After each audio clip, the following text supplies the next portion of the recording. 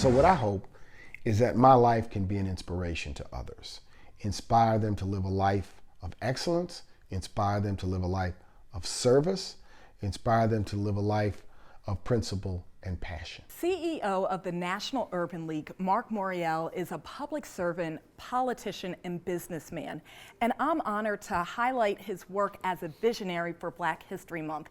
He leads one of the nation's oldest and largest civil rights organizations, which is all about action. We serve 2 million people. We are not a think tank. We are not a talk tank. We are what I call a do tank. And by doing, we are unique.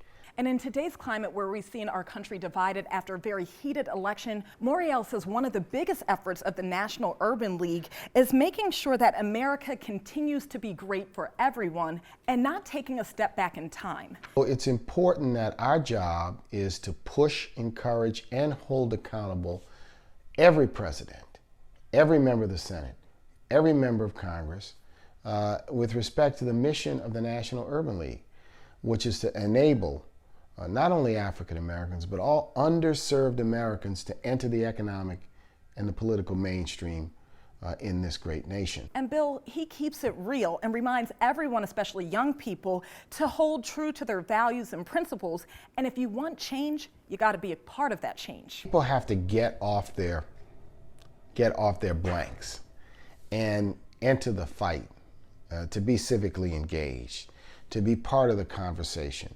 And Morial, who is at the forefront of change, I asked him, what do you hope your legacy is? I hope that my work in my life inspires others, particularly young people. I was incredibly inspired when I was a boy and a man, by my parents, by community leaders that I had an opportunity to meet.